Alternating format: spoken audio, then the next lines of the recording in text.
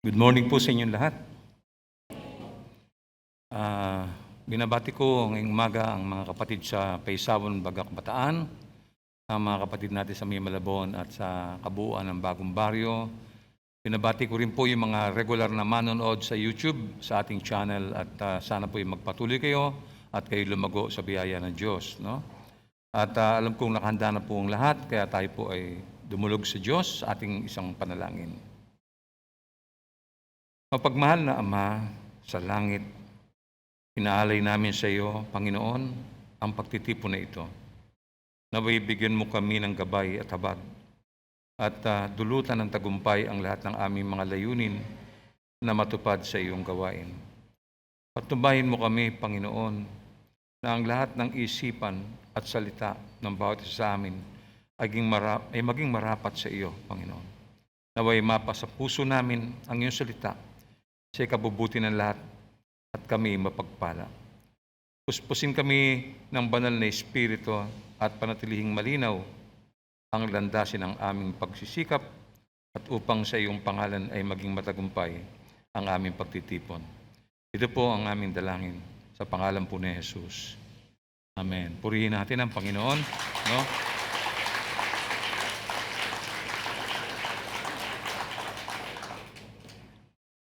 Sinabi po ni Albert Einstein, and I quote, sabi niya, "Life is like riding a bicycle. To keep your balance, you must keep moving." No? Meron pang isa, sabi niya, "Only two things are infinite, the universe and human stupidity, and I'm not sure about the former." Pero merong isang sinabi siya na nagbigay ng interes sa akin. Sabi niya, may dalawang bagay na mahalaga sa buhay ng tao. Una, ang araw ng kanyang kapanganakan. Ang ikalawa ay kung bakit siya ipinanganak. Oo nga, no? Mahalagang malaman natin kung bakit, no? Alam nating mabuti ang layunin ng Diyos sa tao at hindi siya lumikha ng anumang bagay na walang kabuluhan. Bawat plano niya ay merong layunin. Ang mga bituin, ang buwan, ang araw, ang bawat hayop. Hindi lumikha ang Diyos ng anuman nang walang dahilan o mabuting layunin. Dahilan kung bakit ang puso mo ay pumipintig at ikaw ay humihinga. And the fact that we are alive makes our life meaningful. So there is so much reason why God created us. Tinanong ba sarili mo ng bakit ba ako nilikha ng Diyos? Dumating na ba sa iyo yan? No? Minsan isang araw, pagkapaligo mo, umarap ka sa salamin at tanungin mo sarili mo, no? Ano ang layunin niya sa buhay ko? Bakit kaya niya ako nilikha? Kung nais mong malaman ang layunin ng Diyos, saliksikin mo ang iyong sarili at magpakumbabang lumapit sa Kanya. Hindi mo ito masusumpungan sa panonood ng TV o sa pagbabasa ng dyaryo o kahit tanungin mo ang iyong mga magulang. Sila man ay lito at hindi alam. Wala raw ng kasagutan. Patunayan, maraming beses ko sinubukang gawin yun pero lalo lang ako nalito. No? So you can tell yourself the purpose because you didn't create yourself. You are yourself. Ang Diyos lamang ang makapagsasabi kung ano ang layunin niya sa buhay mo. Kung may isang invention, halimbawa, at nais mo malaman ang layunin ng invention na ito, hindi mo alam bakit niya ginawa ito, no? Tanungin mo ang gumawa, o kaya ibasahin mo yung manual ng inventor. Yun po yung pinakamagandang source of information. And ganun rin sa buhay mo. No? Para malaman mo kung ano ang purpose ng Diyos sa buhay mo, bakit Kanya nilikha? Bakit ka narito sa mundo? Tanungin mo ang may likha sa iyo. O gusto mo naman, konsultahin mo ang owner's manual ng lumikha sa iyo. Walang iba kundi ang Biblia. So ano nga ba ang layunin ng Diyos sa iyo?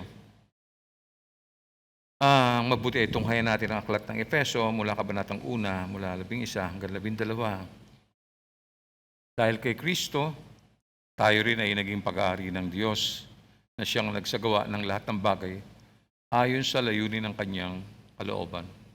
It was the purpose of God. tayong mga unang umasa sa Kanya ay pinili niya upang parangalan ang Kanyang kaluwalhatian. So maliwanag ang layunin ng Diyos kung gayon, upang parangalan ang Kanyang kaluwalhatian ngayon. So nalaman mo na kung bakit narito ka sa mundo at kung bakit pinili ka niya. Ang katanungang ito ay napakahalaga para sa atin at ito ang tatalakayin natin. In short, the question is, why did God create us? Why did God create us? Ito ang paksang tututukan natin ngayon umaga upang maunawaan natin ng buong linaw kung bakit umiiral tayo sa mundong ito. No? Ano ang layunin ng buhay na ito at bakit? So samahan niyo kung basahin ang Colosas 1:16. Sapagkat sa pamamagitan niya ay nilikha ang lahat ng nasa langit at nasa lupa.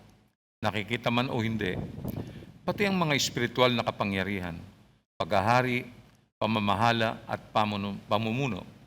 Ang lahat ay nilikha ng Diyos sa pamamagitan niya at para sa Kanya. Ulitin ko po yun.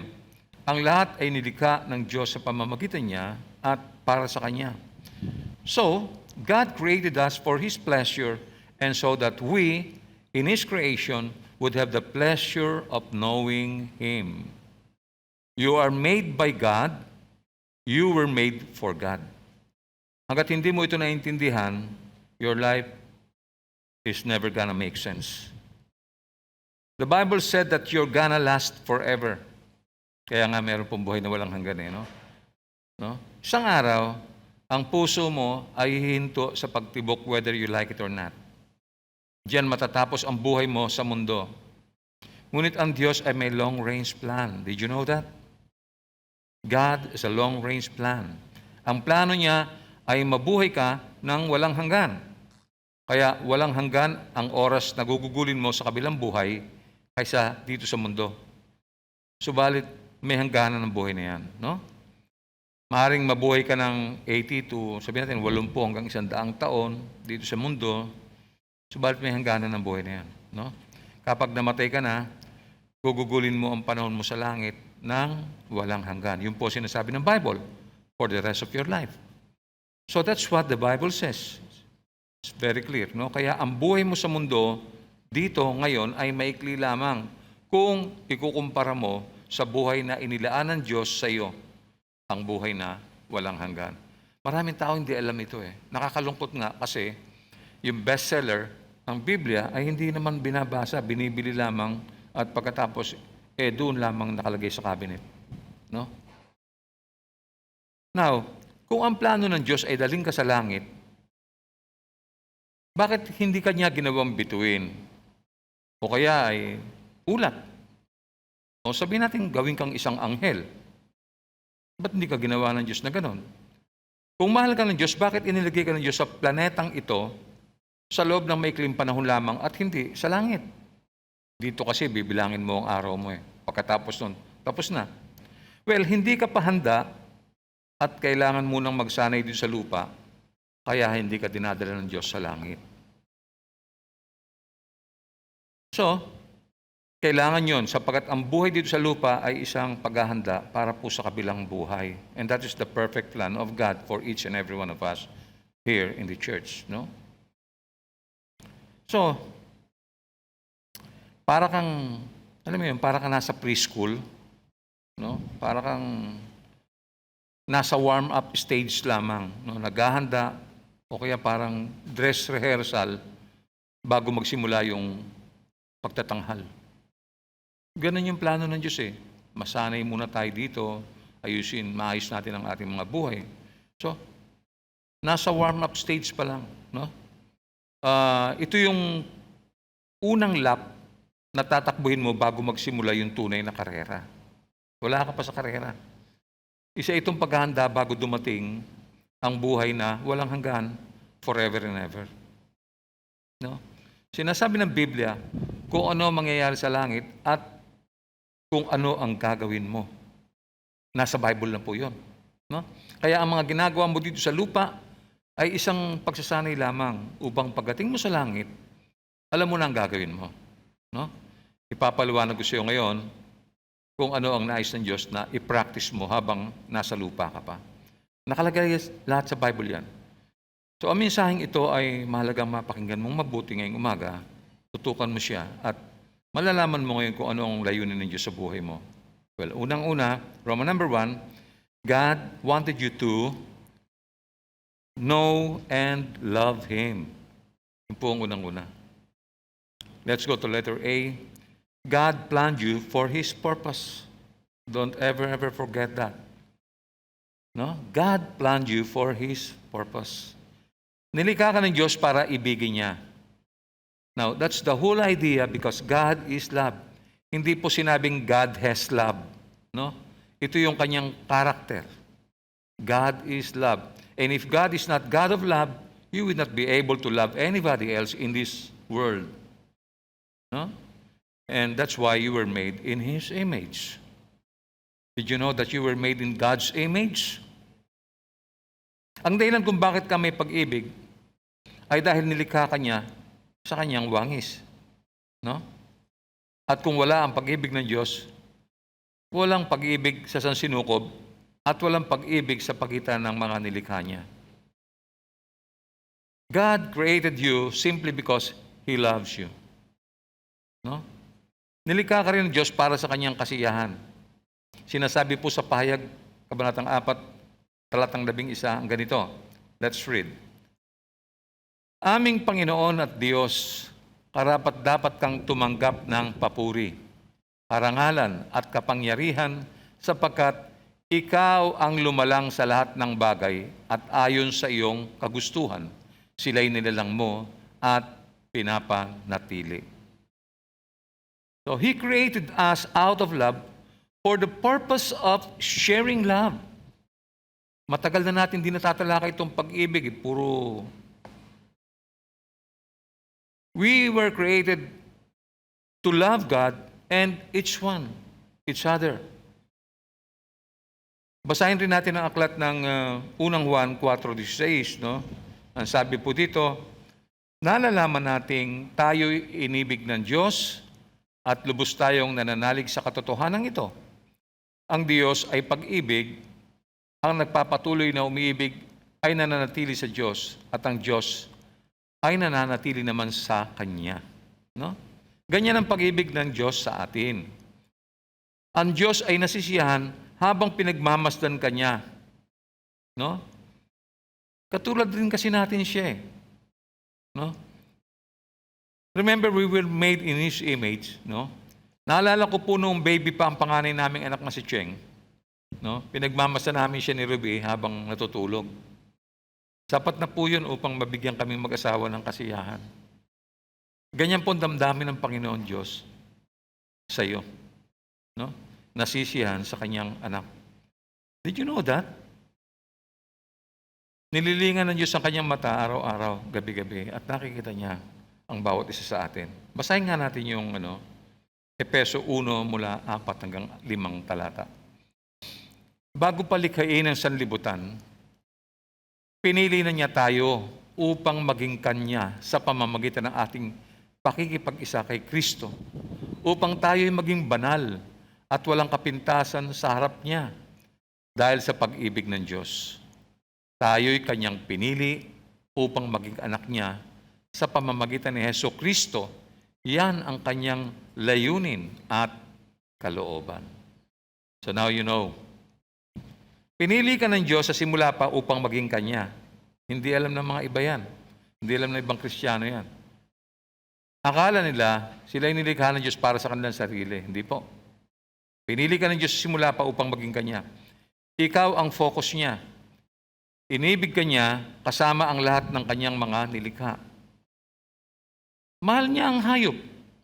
Mga hayop, mahal niya.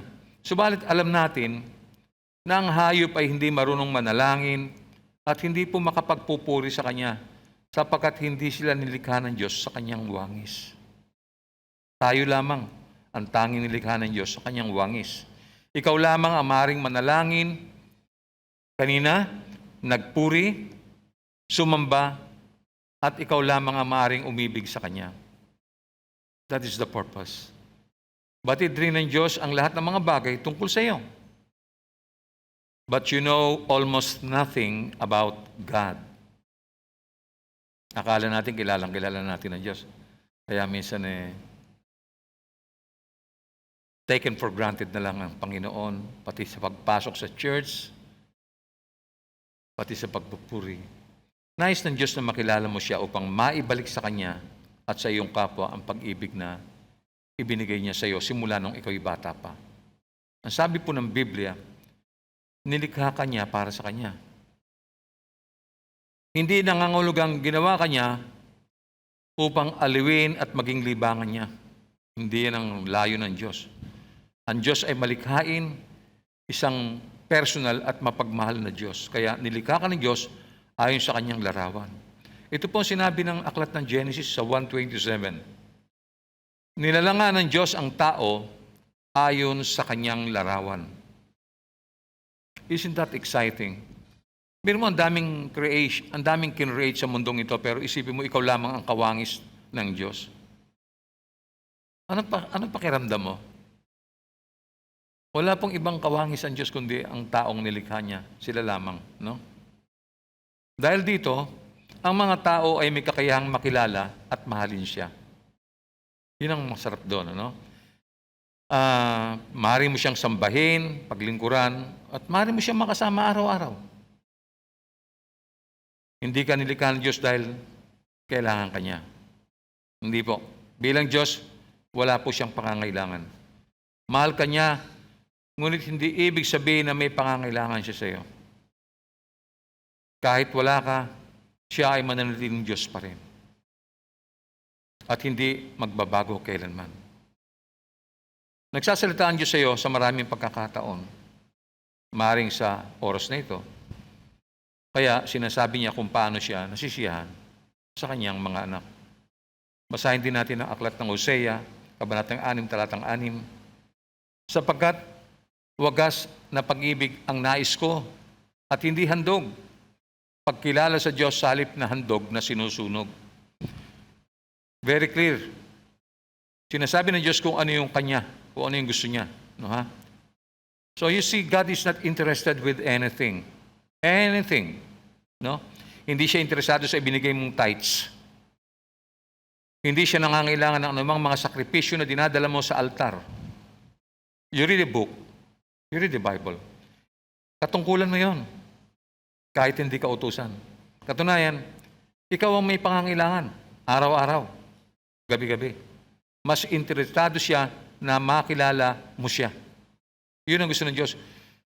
Sa mga nakaraang pag-aaral natin, kung matatandaan nyo, lagi kong binibigyan ng pansin, yung pong makilala natin ng buong buo at lubusan ang ating Diyos, ang ating tagapaglikha. Sapagkat napakahalaga, pag hindi mo ito kilala, napakahirap po. Paano ka maglilingkod sa isang Panginoon na hindi mo kilala? How will you serve God? You don't know. Di ba? So mas interesado siya, ayon kay Hosea, sa wagas na pag-ibig. Ito po ang layunin ng Diyos sa buhay mo, personally. Ang makilala siyang lubos. Mahalagang malaman mo na sa oras ito, iniibig ka ng Diyos. At ibalik mo ang pag-ibig na yan sa Kanya. Ganito po ang sinabi ni Jesus sa aklat ng Mateo 22:37. Ibigin mo ang Panginoon mong Diyos ng buong puso, ng buong kaluluwa, at ng buong pag-iisip. 3 bagay po na mahalaga na dapat hindi malimutan ng mga anak na nilikha niya. Ano po ibig sabihin ng buong puso? Ano po sinasabi ng talata? Iibigin mo siya ng buong kakayahan o kapangyarihan. Ibigin mo siya ng higit sa lahat. Higit sa lahat ng iba pang mga nilalang at handang talikuran ang lahat, maging ang iyong minamahal sa buhay. Yun po ang hinihingi niya. Medyo mabigat po talaga. Pero kung tutuusin mo, saan ka nga ba nanggaling? Sino ba lumikha sa iyo? At syempre, siya ang Panginoon mo, sa Kanya kasusunod. Ang sabi pa, buong kaluluwa. Notice the word, buong puso, buong kaluluwa. Ito yun? Nangangahulugang handa kang italaga ang iyong buong buhay sa Kanya sa paglilingkod. Mabuhay para lamang sa Kanya at maging handa sa kamatayan para sa Kanya. Believe it or not, yan po ang hinihingi ng Diyos sa atin. Ikatlo, buong pag-iisip, ang sabi niya. Ano po yun? Ipasakop mo yung karunungan mo sa kanyang kalooban. Mahalin mo ang kanyang kautusan at ebanghelyo kaysa gawin mo ang mga desisyon sa sarili mong kapasyahan lamang. Many times, ganyan tayo kung gumawa at kumilos. Maging handa ka na ipasakop ang lahat ng iyong mga kakayanan sa kanyang pagtuturo at patnubay. Italaga mo sa kanya ang lahat ng iyong mga nakamtang karunungan at lahat ng iyong mga pagsisikap. Ang iyong lakas, kaluluwa at katawan ay gumawa at magsikap para sa kanyang kaluwalhatian. Gawin mo itong pangunahing layunin sa lahat ng iyong mga pagsisikap. Malayong-malayo po ang interest natin sa layunin ng Diyos. That's why we need to know God personally. Ito ang layunin ng Diyos sa iyo. Did you know that some people miss the most important thing in life? They don't know God. They've been attending the church for so many years and yet they don't know God. Lungkot, no? Pag nakausap mo, ilan taon ka ng Christian? 15 years, wow. Sabi nung isa, 25 years. Great. Did they know God? Makikita mo, hindi talaga nila kilala ang Diyos. Ang akala ng tao, sa kanyang sarili nagmumula ang karunungan ng puso, ng kaluluwa, ng pag-iisip, no?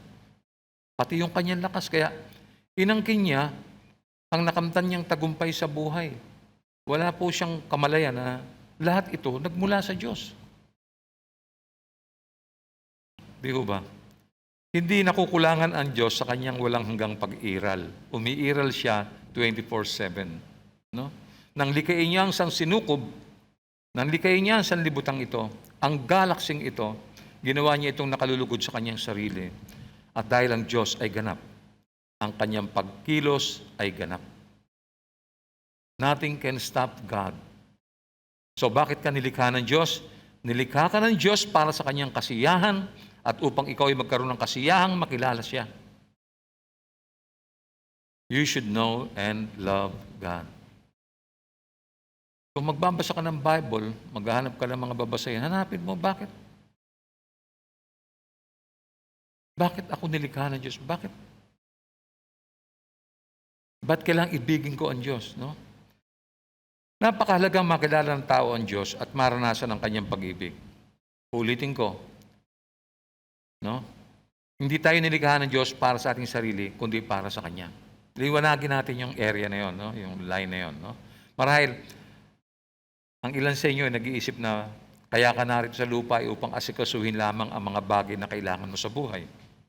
Wala naman pong masama ron. No?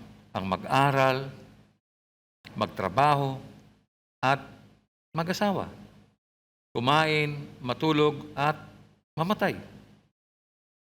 Yun bang labis na abala ka sa iyong mga gawain araw-araw, nagsisikap para sa iyong sarili at umaasa na magtatagumpay ka kahit wala ang Diyos sa buhay mo? Never happen. It will never happen. Ganyan ang kaisipan ng maraming tao sa mundo. Kaya nga, ang gulo ng mundo eh. Nagmamalaki, nagmamarunong, hindi marunong magpakumbaba, hindi magpasalamat. Kaya, ang resulta, trahedya. Ano po sinabi ni Apostol Pablo kay Timoteo sa 1 Timothy chapter 6 verse 21a? Dahil sa kanilang pagmamarunong, may mga taong nalihis sa pananampalataya. True.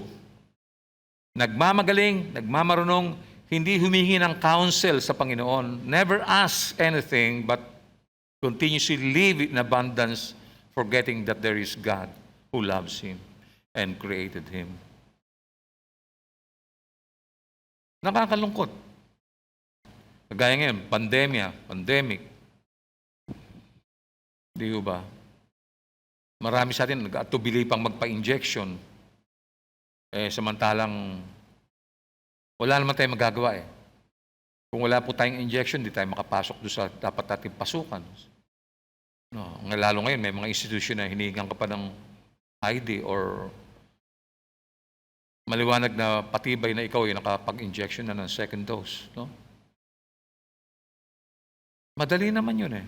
Tsaka kung yun naman makapagbibigay ng konting protection sa iyo, although hindi naman 100%, it's better to have 80 or 60% rather than nothing.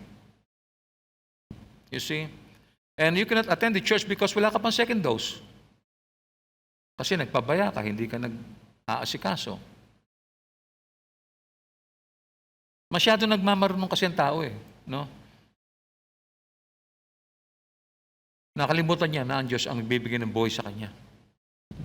Labis na naghahangad ng mga bagay na material, kaya lubos itong pinagbubuhusan ng kanyang panahon.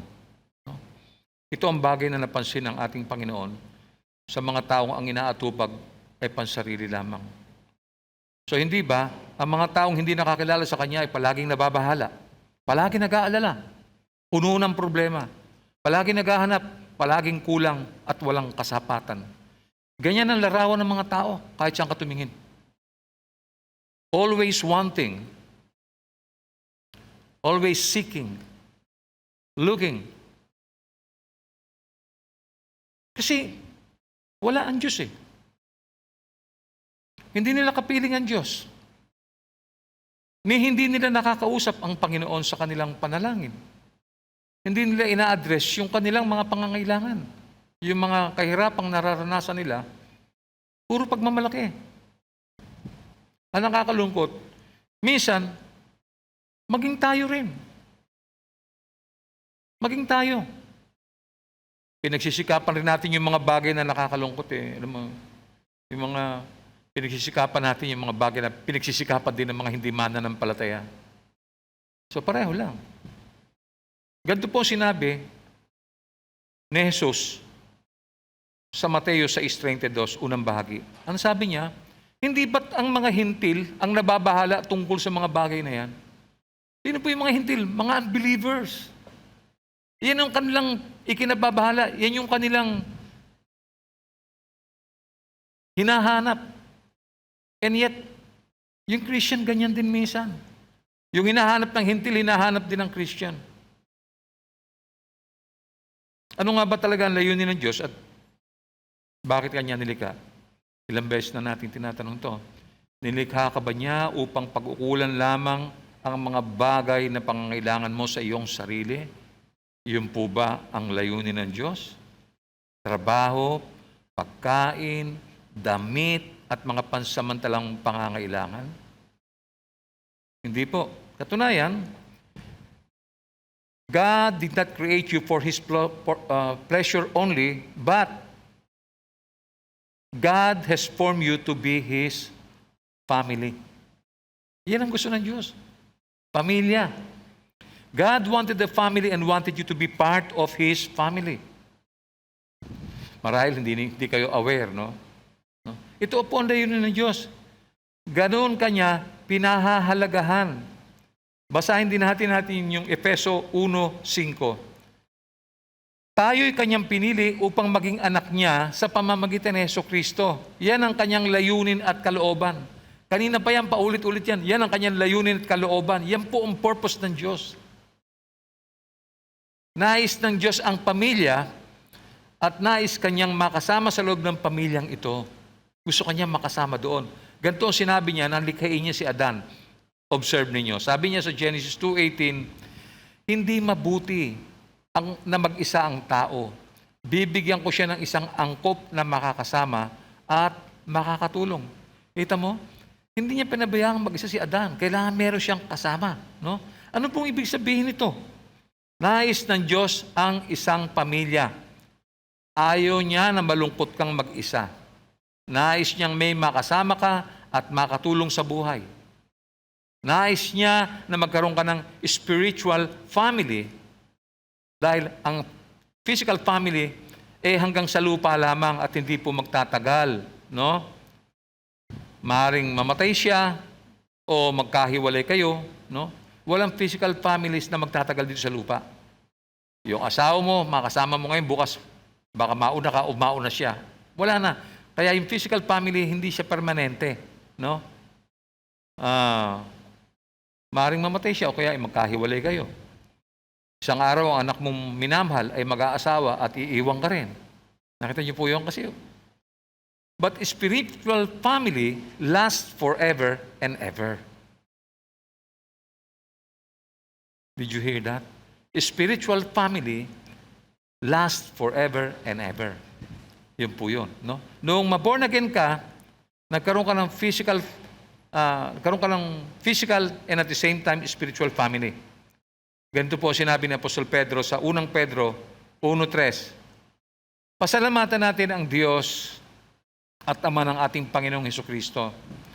Dahil sa laki ng habag niya sa atin, tayo'y binigyan niya ng isang panibagong buhay sa pamamagitan ng muling pagkabuhay ni Hesukristo mula sa libingan, at ito nagbigay sa atin ng isang buhay na pag-asa. Buhay na pag-asa. No? Noon kasing ipanganak ka sa mundong ito, no, you automatically become part of human race. You don't have a choice. Now, being part of God's family is a choice. No? Ang ibig sabihin nito, hindi po lahat ng tao ay anak ng Diyos. Exactly. No? Yan ang nais kong sabihin sa inyo sa umagang ito. Ang ibig sabihin, ang ibig ba sabihin, hindi sila mahal ng Diyos? No? Mahal silang lahat ng Diyos. Bakit hindi? Walang sino man sa kanila ang hindi mahal ng Diyos. Subalit, binigyan sila ng kakayanang mamili. Dahil hindi ka pipilitin ng Diyos, no? Kahit mahal ka ng Diyos. Binigyan sila ng kakayanang mamili, hindi kanya pipiliting ampunin kung ayaw mo. Kaya maraming tao pinili ang mahiwalay sa pamilya niya. Now, you have to choose to be in God's family. How? Let Him adopt you. Hindi ka na mapipiliting ampunin ng Diyos kung ayaw mo. Anong pamilya po tinutukoy ko dito? Ang pamilyang tinutukoy ko ay ang church. Ang church ng buhay na Diyos. Ito po ay pamilya ng Diyos. Ganito po sabi ni Apostol Pablo sa unang Timoteo 3:15, kalawang bahagi, sa iglesia na haligi at saligan ng katotohanan. Ito po yung church. This is your family. Sigurado ka ba nasa pamilya ka ng Diyos? Nabigyan niyo napansin, ang salita ko palaging second person. Mo, ikaw. Hindi ko sinabing natin, atin. Gusto ko maramdaman mo na kinakausap ka ng Panginoon sa oras na to, sa mensahe. Madalas po kasi dumadating ang salita. Sabi na iba, mapasok ito, lumalabas ito. Kuminsan yung salita ng Diyos hindi na pumapasok. Alam niyo ba, umiikot, papasok, hindi pumasok. We sit down, we enjoy our time, the comfort. Minsan nagiging sarado ang tenga natin, bingi. At basta maka-attend lang.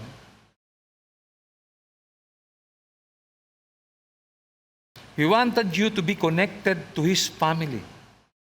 You need the foundation and support. Kaya may church, dito inaaralan tayo, binabantayan tayo, dinidisiplina tayo, tinuturuan tayo, everything.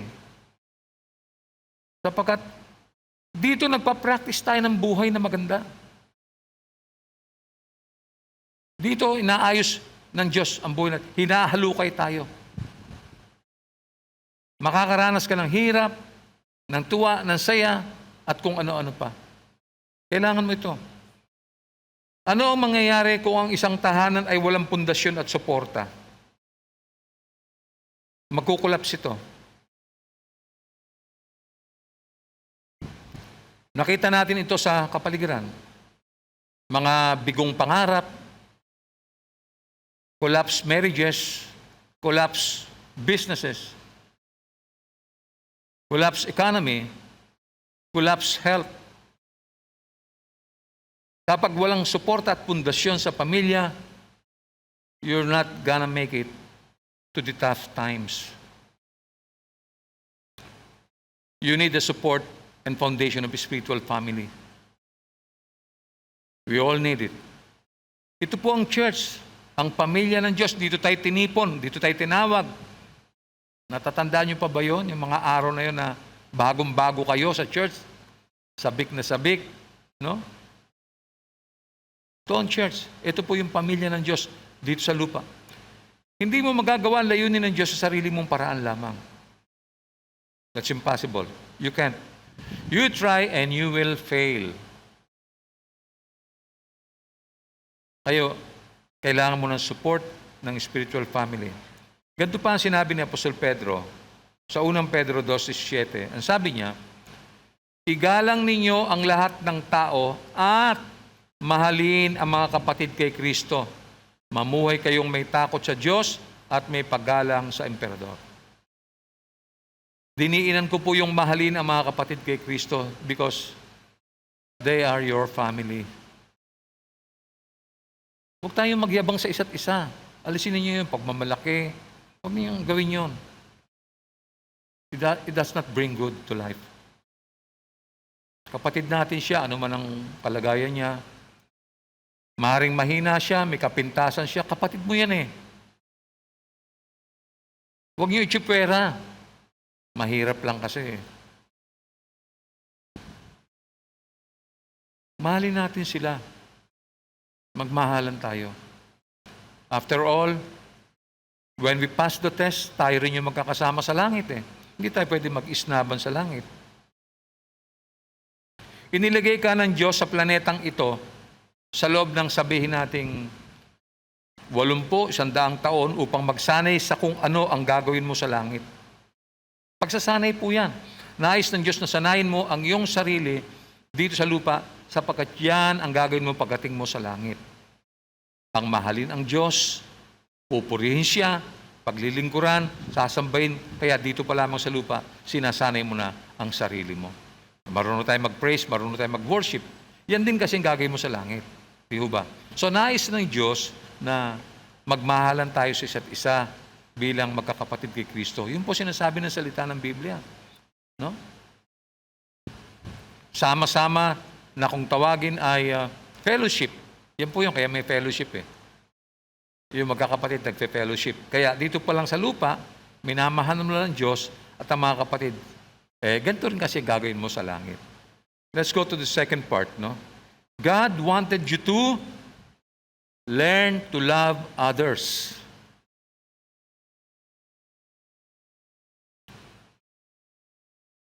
Learn to love others. The church is a learning institution. It is a laboratory for learning how to love. Ano man ang maging resulta nito ay para sa ikasusulong ng bawat kaluluwa. Hindi mo matututunan ng pag-ibig sa business, sa school, competing other people in sport. The church, God's family, is a laboratory in learning real love. Dati hindi ka marunong umibig sa kapwa, ngayon marunong ka nang umibig. Dati, di ba?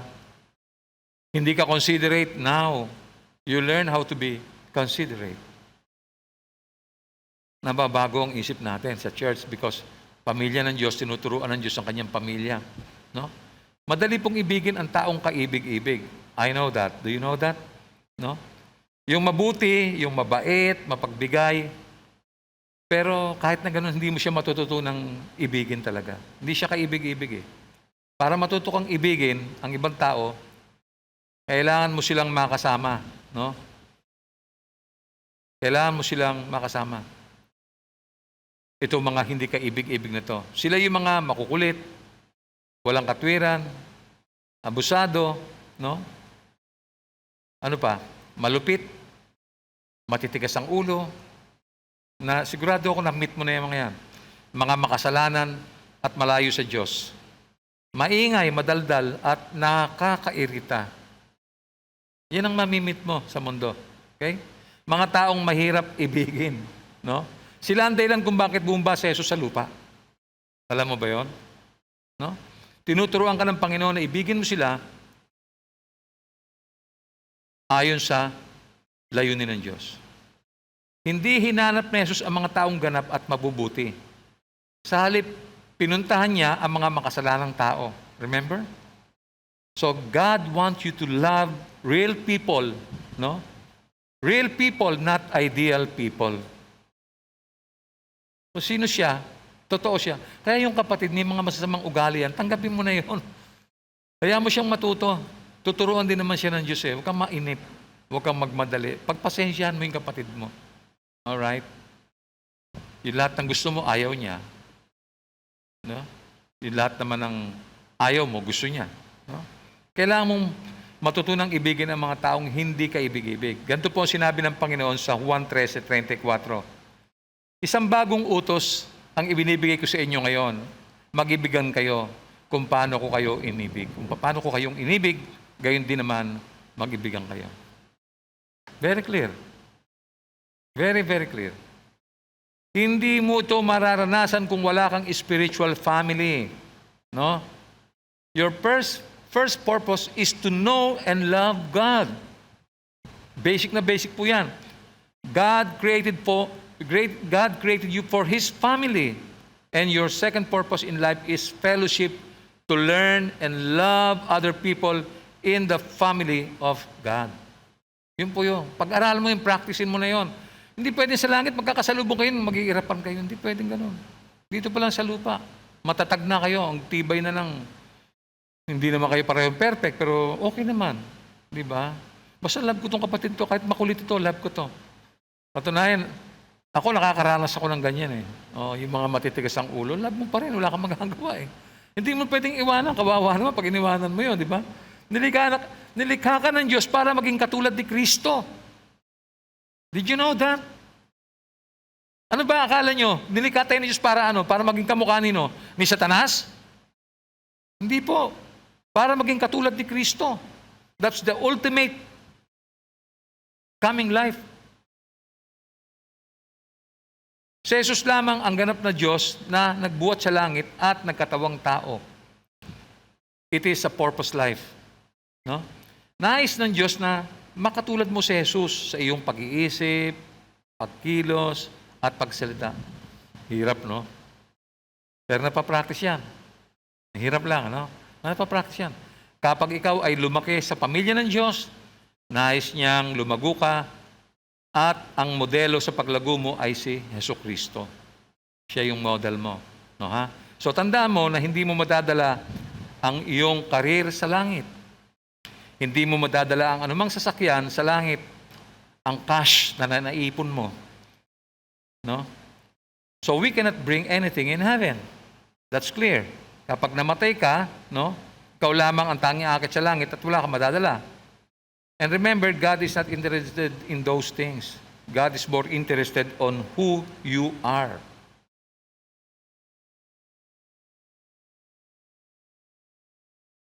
Minsan mag-isip-isip ka at matutumbok mo rin yun yung gusto ng Diyos. Ano lang kasi tayo no? Nararatel tayo doon sa mga nasa paligid natin. Yung mga kailangan natin, yung mga needs, no? Minsan, mas mataas pa yung panahon natin sa pag-iisip sa mga bagay na yan kaysa isipin natin ang Diyos ay mapagmahal at mabuti. Ngayong tumatanda na ako, lalo ko na-appreciate ang pag-ibig ng Diyos na hindi ko naranasan noong bago ako ma-born again. Kasi nung unang ma-born again ako, parang sarap no? Parang naglalakad ka sa, alam mo yung umuusok ng lupa. Parang hindi sumasahid yung paa mo sa lupa. But as you grow further, habang tumatanda ka, makikita mo iba, nagbabago ang isip mo. Ngayon ko mas na-appreciate yung pag-ibig ng Diyos, yung kanyang kalinga. I remember si Sir Ruby din lang ako sa ospital, 8 days sa ospital. Hindi ako makapasok sa ospital. Hindi ako makapasok. Bawal May COVID So ang ginagawa ko lang, iintayin ko yung text sa akin ng PDN para mamili ako ng mga kung anong kailangan. Padadala ko sa ospital. Pagdating doon, hindi ko naman maibibigay sa kanila. Dadaan pa doon sa kung sino yung magdi-deliver noon. So, buong 8 araw, hindi ko nakikita yung asawa ko. Hindi ko na alam yung kalagayan niya. Pero, kay buti ng Diyos, after 8 days, umuwi siya. Kailangan niya ng PDN. Yung PDN kausap ko, ayaw na. Pagod daw siya, hindi siya nakakatulog, etc. So wala na pong PDN, ako na po. Si Ruby ay siyempre, hindi natin alam kung talagang wala ng COVID o ano man. Kami po magkasama sa bahay, sa loob ng kwarto. Ako nagpapakain sa kanya, ako nagdadala ng kung ano-ano, anong kailangan niya, etc. etc. Kung mahahawa ko, hindi bali na mahawa. Sabi ko, total, yun naman ang sinumpaan namin sa hirap at ginawa, di ba? Mabuhay man o mamatay man o, di ba? Magkasakit man o... Alam niyo, nakalampas ako. Yung sumpaan ninyong mag-asawa, yung sumpaan namin mag-asawa, natupad po yun. Eto kami, buhay naman kami pareho. Hindi kami kinuha ng Diyos. Kaya ang Diyos ay talagang lalo mong nadadama yung pag-ibig niya, pagmamahal niya. Ibang-iba na po, iba na yung pananaw mo. Ang sarap-sarap na isipin na merong naroon sa langit na nagmamahal sa iyo. Napaka-special mo. No? Kaya nga, hindi ako nag-worry. Wala, hindi ako nag-worry. Kung mahawa ko kay Sister Ruby, di mahawa. Diba? Ganun po talaga yan. So, God is more interested to us. Gusto Kanya. Ipinadadama niya ang pag-ibig niya sa iyo. No? Kaya, tandaan mo, no accomplishment, no achievement, acquisition, or any materials. None of them are going to heaven. The only thing that we can bring to heaven is our character. Kaya kanilikha ng Diyos sa planetang ito ay upang linangin ang iyong pagkatao. Inaayos ng Diyos yan. Dinidistrong pa niya lahat yan. To grow and become more like Jesus. Sa ngayon, hindi pa masasakin ito sinasabi ko, pero kung talagang malalim na ang pang-unawa mo, maintindihan mo na, yun po talagang objective ng Diyos. Maging katulad tayo ng Kanyang anak. Because eventually, makakasama natin. No? Basahin natin Romans chapter 8, verse 29. Sapagkat sa mulat-mula pa'y alam na ng Diyos kung sino ang magiging Kanya at ang mga ito'y pinili Niya upang maging tulad ng Kanyang anak. Get mo? Sa gayon, ang anak ang magiging panganay sa lahat ng maraming magkakapatid. Yun po sinasabi ko kanina. Meron pa, Colosas 1:15.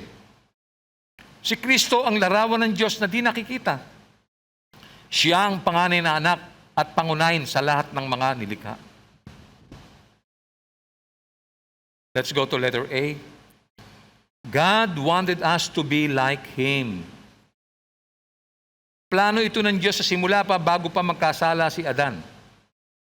Nilikha niya si Adan at ang sabi niya, let us make man in our image. Sa simula pa, nais na ng Diyos na makatulad mo siya, ikaw, na nakaupo dyan. Nais ng Diyos makatulad mo siya. Now, does it mean that God wanted us to become God? Of course not. Hindi niya nais na maging Diyos ka. Hindi ka maaaring maging Diyos tulad ng sinasabi ng New Age movement. No? Ito ang ginamit ni Satanas noong tuksuin niya sa Eva. Ang sabi ng diablo kay Eva, sinabi lang yan ng Diyos sapagkat alam niyang kung kakain kayo ng bunga niyon ay makakaunawa kayo. Kayo'y magiging parang Diyos at malalaman niyo ang mabuti at masama. Kayo'y magiging parang Diyos. Kita niyo po yun? Malaking kasinungalingan. Ito po ang pinakamatandang kasinungalingan sa buong mundo. Trivia yan. Pag tinanong ka, ano ang pinakamatandang kasinungalingan sa buong mundo? Ito na po yun. No? God doesn't want us to become God, to be godly. He doesn't want us to be God, but He wanted us to become godly. Iba, no? Iba yung God, iba yung godly, no? Nais niyang mapa sa iyo ang mga katangian ni Jesus, tulad ng pagiging matapat, kaya mo yan, pagiging mapagmahal, mapagpigil sa sarili, at mapagpatawad. Kaya ba natin yan? Kaya, di ba? Malapit na, konti na lang. Di ho ba? No? God wanted us to become godly upang matulad sa Kanyang sarili. No? Bakit po kaya, no? Sapagkat nais niya tayong maging katulad ni Jesus. Ganito po ang prayer ni Apostol Pablo sa mga taga-Pilipos. Ito ang prayer ni Paul, no? Sabi niya, sa chapter 2, verse 5. Naway magkaroon kayo ng kaisipan na tulad ng kay Kristo Jesus. Kita nyo na? So, posible pala yun. Sana'y magkaroon kayo ng kaisipang tulad kay Kristo. Posible pala. Ito nyo?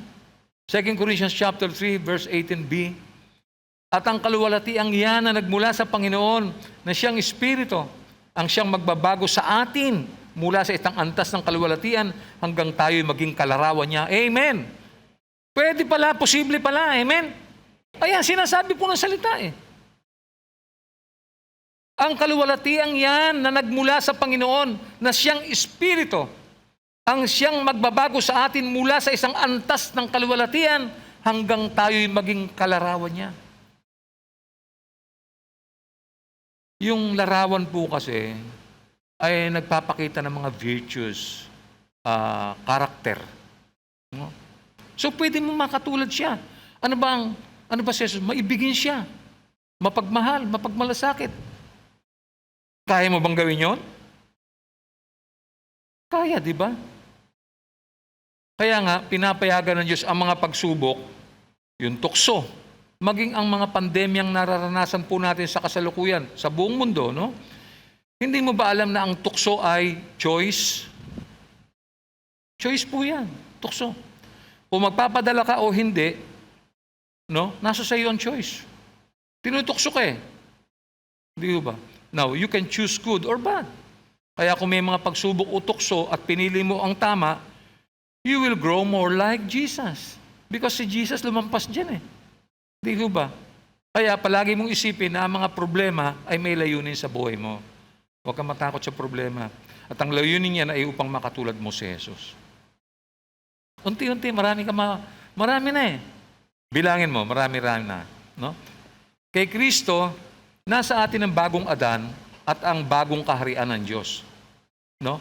Bilang anak ng Diyos, umaasa kang masumpungan ang mga katangiang ito na nakalista sa Colossians chapter 3, verse 12. Siyempre, inaasam-asam natin ito. Anong sinasabi rito? Kaya nga, dahil kayo hinirang ng Diyos, minamahal niya at pinili para sa Kanya, dapat kayo maging mahabagin. Mabait, mapagpakumbaba, mahinahon, at mapagtiis. Yung mga katangian yan, meron na sa inyo ang iba niyan. Nakita niyo? So, posible siya, hindi siya imposible. Imposible naman maging katulad ako ni Jesus. Pwede.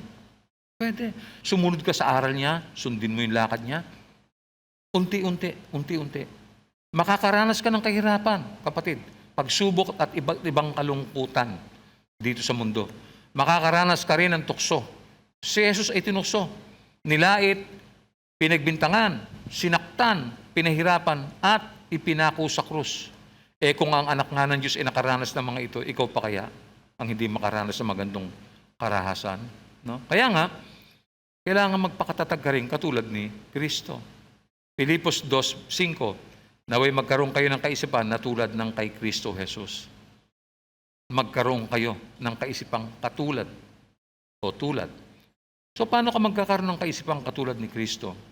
Ang perpektong larawan ni Jesus sa Biblia ay ang mababasa po natin. Ito po yung kanyang perpektong larawan, no? Mababasa natin sa Galatia 5:22 hanggang 23, unang bahagi. Subalit ang bunga ng Espiritu ay pag-ibig. Ayan, yan po yun. Katangian niyang kagalakan, kapayapaan, katiyagaan, kabaitan, kabutihan, katapatan, kahinahunan, at pagpipigil sa sarili. Yan po yun.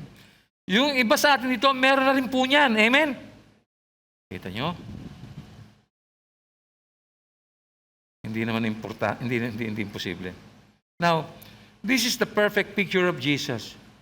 We can include humility, compassion, yung forgiveness, yung integrity, honesty, along with respect for others, yung pong attentive listening, open sharing, generous giving, and holy living. Kita nyo? Posible pala yan. Hindi pala malayo yan. Di ba? Ang tanong, paano mo makakamtan ang mga katangiang ito? No? Hindi mo ito mabibili sa mall para matutong umibig sa kapwa. Hindi mo rin ito makukuha kahit dumalo ka sa mga seminar upang magkaroon ka ng kagalakan. Di ba? Ano ba ang kagalakan? Yung madalas na sinasabi kagalakan, galak, no? Iba po ang galak sa saya. Nagkaiba sila.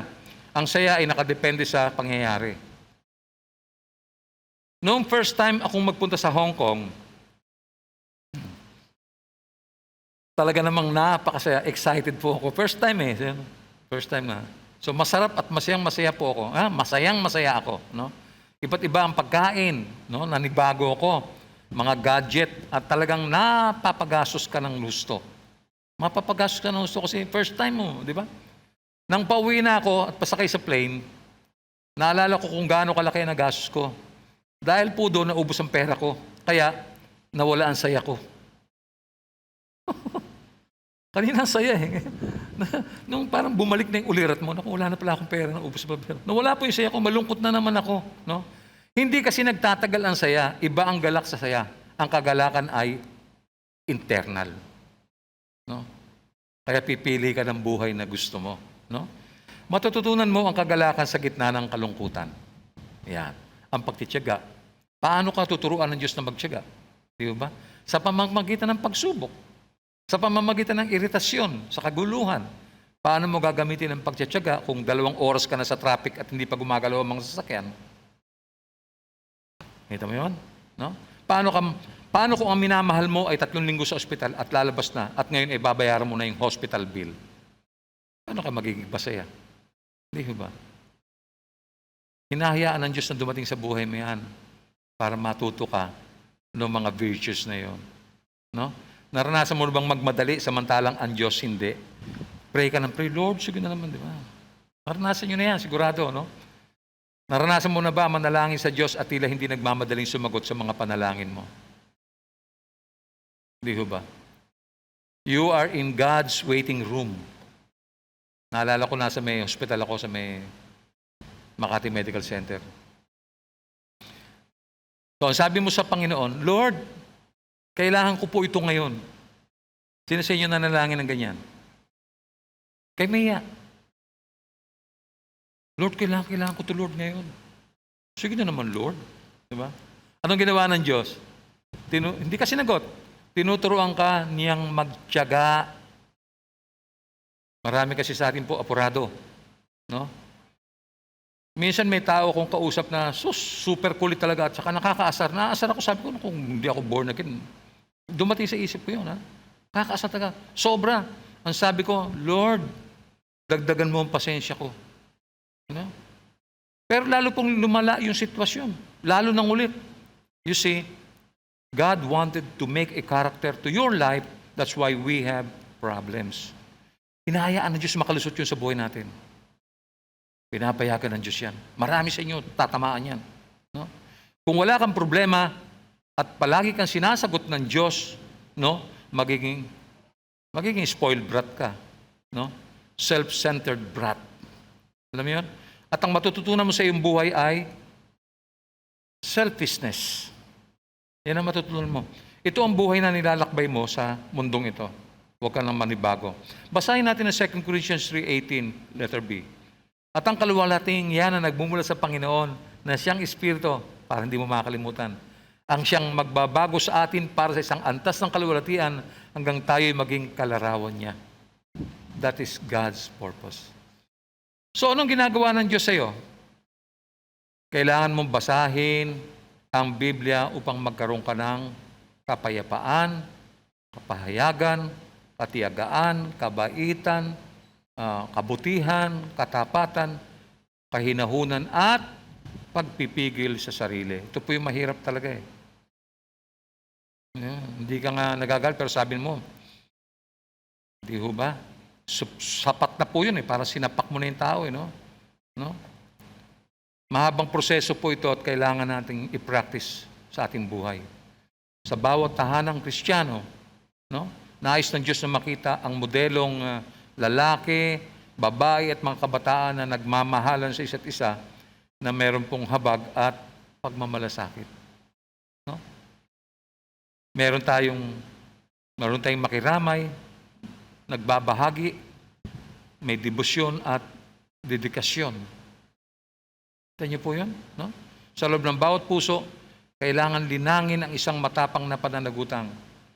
This brings you to Roman number 3. God wanted you to grow spiritually. Gusto ng Diyos yan. Yan ang nais ng Diyos. Ang isang malaking problema po ngayon sa buong mundo ay ang mababaw na pamumuhay ng tao. Mababaw talaga. Ang mga tao ay immature at ayaw lumago. We are a nation of spiritual babies. Paano mo makikilala ang isang spiritual baby? Ang baby po ay 100% self-centered. Alam ba ninyo na hindi niya iniisip, no, ang ibang tao? Ang iniisip lang ay ang kanyang sarili.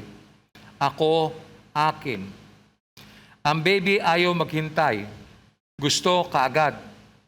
Hindi marunong magpasalamat. Hindi alam ang no and not yet. Hindi niya alam yan. No? Ganyan din ang ugali ng mga taong hindi lumalago.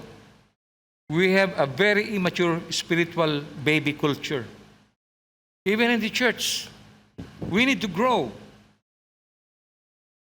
Matagal na tayo rito, ang tanda na natin sa mundong ito. Hindi tayo nagmamature. Sabi po, no, ang Marcos 4:17 ay nangungusap tungkol sa mga taong mabababaw. Basahin natin. Subalit ang mensahe ay hindi tumitimo sa kanilang puso, kaya't hindi sila nananatili doon. Pagdating ng kapigatian o pag-uusig dahil sa mensahe ng Diyos, agad silang sumusuko. Idagdag mo dyan yung mga problema. Suko agad. Huwag mong kalilimutan na pinlano ka ng Diyos para sa kanyang kasiyahan. Lagay mo sa isip mo yan.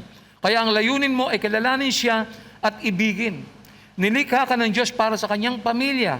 Kailangan makapasok ka sa kanyang spiritual family, ang church, at matutong mahalin siya at ang iyong mga kapatid dito sa church.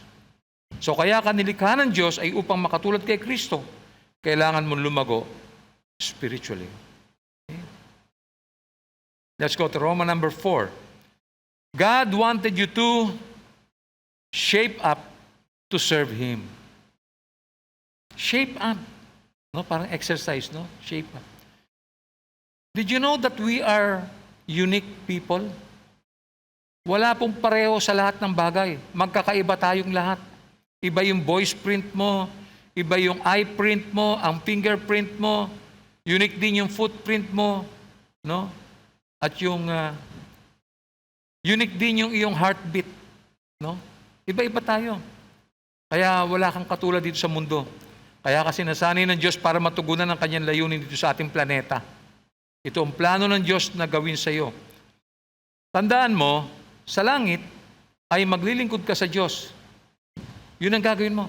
Kaya nais ng Diyos na dito pala sa lupa ay mag-practice ka na.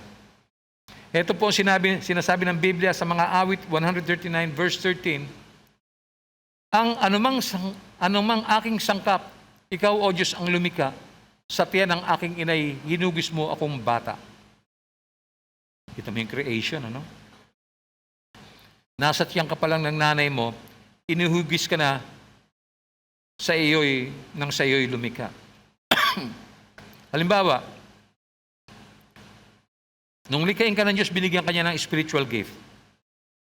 You are gifted in some areas. Hindi mo alam na magaling ka palang mag-drawing, mahusay, kumanta, magaling sumayaw. Ang isang kapatid naman binigyan ng Diyos ng pusong maawain. Meron siyang passion na tumulong kanino man. No? Gift po ang pinag-uusapan natin. No? Binigyan ng Diyos ng pusong maawain. Ganyan tayo hinubog ng Panginoon nung tayo ay nasa tiyempa ng ating mga nanay. No? Iba't iba ang ibinigay na puso sa atin ng Diyos. Iba't iba. Bakit po iba't iba? Iba't iba para magampanan natin ang lahat ng bagay na pinagagawa sa atin ng Panginoon. Sa church na ito, marami siyang pinapagawa. May kanya-kanya. Kaya may kanya-kanyang ministry, mga kapatid. No? Hindi ba niyo napansin, iba't iba rin yung ating mga interest. Hinubog rin tayo sa iba't ibang abilidad. Yung iba sa inyo, magaling sa math. Yung iba, ewan. No? Yung iba magaling magaling magplano.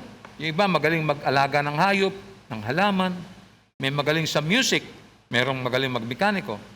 Libo-libo ang bilang ng abilidad sa mundo na ito na siyang umuhubog sa iyo. Nariyan rin yung personality, no? Iba't ibang personality yan. Kaya huwag ka magtaka kung bakit ganun ng kapatid. May gustong nag-iisa, mayroon namang gusto marami, sama-sama. Kailangan po natin ng pagkakaiba. Sinasabi ng Diyos dito na hinuhubog niya tayo upang maglingkod sa Kanya. God gave us also experiences. Hinuhubog ka sa bawat karanasan, ang mabuti at masama. Sometimes, God uses painful experience to shape us. Huwag kayong magtaka kung nakakaranas kayo ng kung anumang bagay, kapigatian, kahirapan.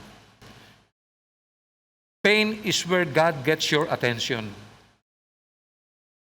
Minsan pagka malakas ka, hindi mo na pinapansin ng Diyos eh. Kinakalabit ka ni Lord, di ka na kumikibo eh. Di ba? Sabi ng Lord, di ka lumilingon. Di ba? Minsan nakakaranas tayo ng sakit para makuha natin ang panawagan ng Diyos. No? Basahin nga natin yung Efeso 2:10. Ulitin natin, sapagkat tayo nilalang ng Diyos, nilikha sa pamamagitan ni Kristo Jesus, upang iukol natin ang ating buhay sa paggawa ng mabuti. Yan ang layunin pinili ng Diyos para sa atin noong una pa. Yan ang kanyang layunin. Tamo, layunin, lagi, layunin. No? Pinili tayo ng Diyos upang gumawa ng mabubuting gawa. Ang good works po sa Bible ay ang ministry. Yan po yung good works natin. No? Ikaw ay may ministry sa mundong ito. Hindi ka pastor pero ikaw ay nagmi-ministeryo din. Anong oras na ginagamit mo kung saan ka hinubog, no? Anong oras ginagamit mo 'yon, no? So, yun po yung ministeryo mo kung saan ka dinadala ng Panginoon. Tandaan mo, iibigin mo at paglilingkuran mo ang Diyos ng langit. Kaya mag-practice ka na, no? Ibigin mo ang mga kapatid sa langit, kaya dito pa lang sa lupa, ibigin mo na rin sila, no? Maraming tao, mali po ang pagkaunawa tungkol sa langit, no? Akala nung iba, no? Akala po nila mamamasyal lang sila doon at uupo at walang gagawin. Hindi po. Magiging basic ka sa langit. Maglilingkod ka sa Diyos sapagkat yun ang kailangan mong gawin. Dito, sa lupa, maglilingkod ka sa Diyos na hindi mo nakikita. Invisible siya. Sa langit, makikita mo ang Diyos. Sabi ko, paano mo paglilingkuran ang Diyos na hindi mo nakikita dito sa lupa? Paano mo siya paglilingkuran? Hindi mo siya nakikita. By serving others. You serve others. Maging assistant ka sa kanila. Kaya hindi pwede mayabang ang tao eh. Ang bawat isa kailangan natin eh. No? Mateo 25:40. Tandaan ninyo, nang gawin ninyo ito sa isa sa mga alagad ko, siya man ang pinakahamak, ako ang inyong tinulungan. Serving others. Kita niyo po yan? We serve God by serving others. No? Hindi mo pwedeng sabihin na mahal ko ang Diyos pero namumuhi ka sa iyong kapatid. No? Unang Pedro 4:10. Bilang mabubuting katiwala ng iba't ibang kaloob ng Diyos, gamitin ninyo ang kakayahang tinanggap ninyo sa ikapapakinabang ng lahat. So, God has given each of us some special abilities. Be sure to use them to help each other, passing on to others God's many kinds of blessing. So serve God by serving others. It's simple. Hindi ho mahirap eh. Kaya pala yung magiging katulad ni Kristo, hindi na malayo yun. Kung makikinig ka lang at lalakad sa salita niya. And don't forget that God made you for a mission. Tumingin ka sa likuran mo at makikita mo yung matagal na nakasulat diyan. Inilagay ka ng Diyos sa mundo upang makilala siya at may matutunan ka at upang gumawa ka. Ang tawag dito ay misyon. Sinabi ni Jesus sa Juan 17:18, kung paanong isinugo mo ako sa sanlibutan, gayon din naman isusugo ko sila sa sanlibutan. Ayun nga, isinusugo na tayo ng Panginoon sa sanlibutan. Inilagay ka ng Diyos sa planetang ito upang magbigay ng unique contribution. Ang tungkulin ko bilang pastor ay tulungan kayo na maging handa sa inyong ministeryo at misyon sa sanlibutan.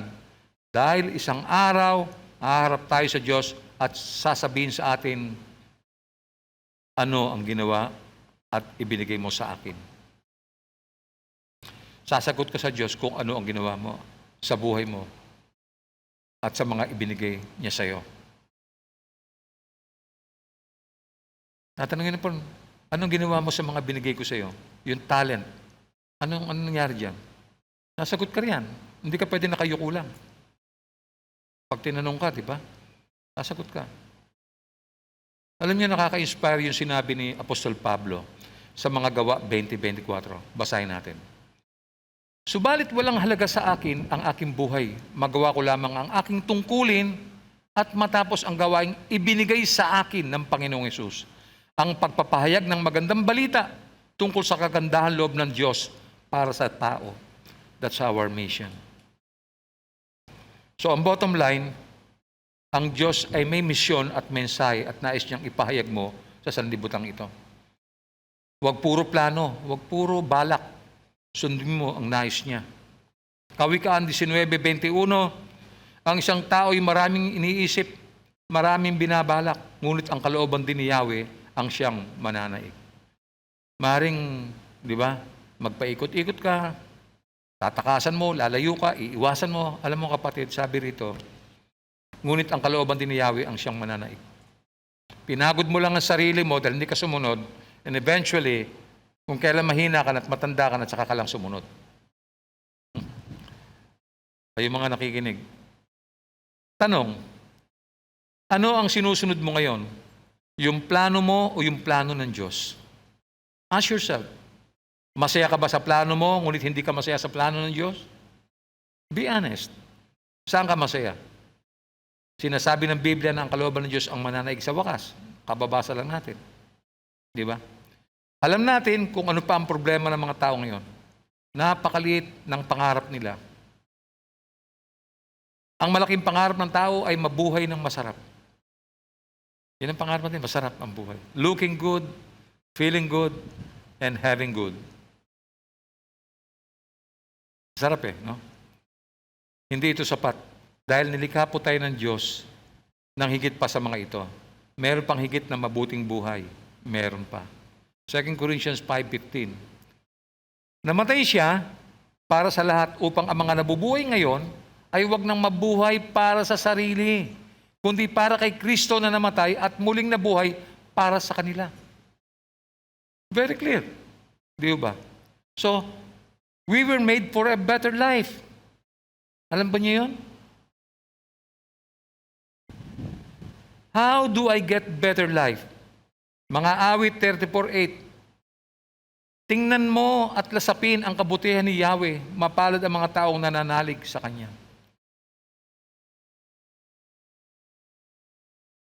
Better life. Better life. Wala na mas bubuti pa sa alok ng Diyos sa atin. Sa akin pong pagtatapos mga kapatid, buksan natin ang ating mga mata at ating lasapin ang kabutihan ng Diyos. Hindi ka lang church-goer. Tanda mo yan. First time na dumating ka dito, may programa na ang Diyos sa'yo. Meron na siyang plano. The first time na nagdating ka dito, remember that day when you stood up, accepted the Lord? Natatandaan pa ba yun? Kung may isang nagmamahal at handang mamatay para sa iyo, nais mo bang malaman kung bakit? Di ba? Kung may nagmamahal na namatay para sa iyo, gusto mo bang makilala kung sino? Kailangan makilala mo siya. Merong namatay na nagmamahal sa iyo, si Jesucristo. Namatay siya para sa iyo, sa Kanya, sa akin, sa ating lahat. Kailangan makilala mo siya. No? Namatay siya para pagbayaran ang lahat ng mga ginawa nating mali, mga ginawa nating kasalanan, upang mabuhay tayo ng may mabuting layunin. Ang masasabi ko, Huwag mong sayangin yung buhay mo ngayong dumadalo ka sa church. Huwag mong sayangin. Marami yung wala sa church. Hindi nila napakinggan ang mensaheng ito. Sayang. Sana mapanood nila. Ilaan mo ang buhay mo sa kanyang kaharian, sapagkat siya ang naglagay ng kinilalagyan mo ngayon. Kung babaliwalain mo ito, sayang naman yung buhay mo. Hindi naman aksidente kung bakit ka narito. At alam mo ba na alam ng Diyos yung mga frustrations mo? He knows your hearts. He knows your fears. He knows everything. Batid niya ang mga kalungkutang nararamdaman mo sa oras na ito. Ang mga problema mo. No? Batid niya ang lakad mo na wala namang katiyakan, na hindi mo rin maikwento kahit kanino kasi nahihiya ka. Ngunit alam niya lahat ito sapagkat siya ang tumawag at humubog sa iyo. Don't forget that, kapatid. No? Sinabi nga ni Jesus, napapagod ka na ba? Nahihirapan? Namumroblema? Sabi ni Jesus sa Mateo 11:28, I'll just read this. Lumapit kayo sa akin. Yun ang gawin mo. Kayong lahat na nahihirapan at nabibigat ang luba sa inyong pasanin. At kayo bibigyan ko ng kapahingangan. God will give you rest. Di ba?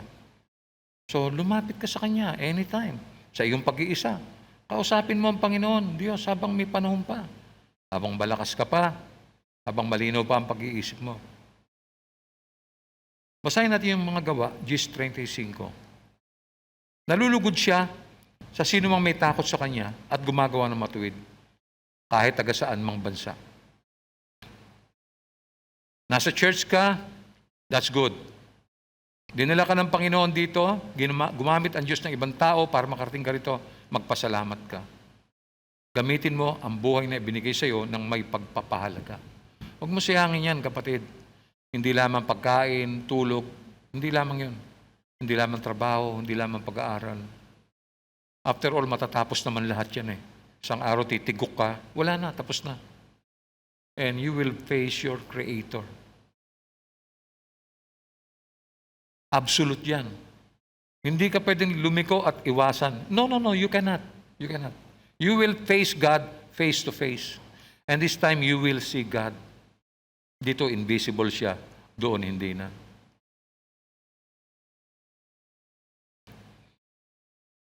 Nais kong anyayahan kayong lahat na tumayo at sama-sama tayong manalangin.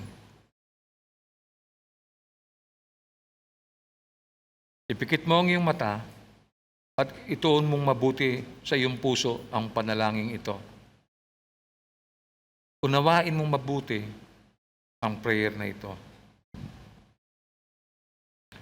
Ama, may layunin ka sa lahat ng iyong nilikha. Kasama po ako. Ayokong ma-miss ang layuning ito o masayang lamang at mahiwalay sa iyo. Sa halip, nais kong sundin ang kalooban mo.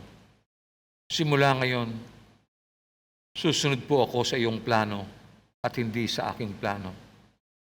Nilikha mo ako upang magkaroon ng tamang relasyon sa iyo, kaya nais kong makilala kang lubos, Panginoon. Nais kong maranasan ang iyong pag-ibig na may pagtitiwala. Salamat po sapagkat isinugo mo si Jesus dito sa lupa upang bayaran ang aking mga kasalanan. Tulungan mo akong maunawaan ito, Panginoon. Nagpapakumbaba ako sa iyo ngayon. Tanggapin mo ako sa iyong pamilya upang manatili magpakailanman. Nais kong lumago araw-araw at maging katulad ni Kristo. Nais kong gamitin ang buhay kong ito sa paglilingkod sa iyo. Tulungan mo akong maipahayag ang mabuting balita upang matupad ang aking misyon na iyong misyon. Inaanyayahan kita sa bawat sulok ng aking buhay. Come, Lord God. Ito po ang aking panalangin sa pangalan ng iyong anak na si Jesus. Amen.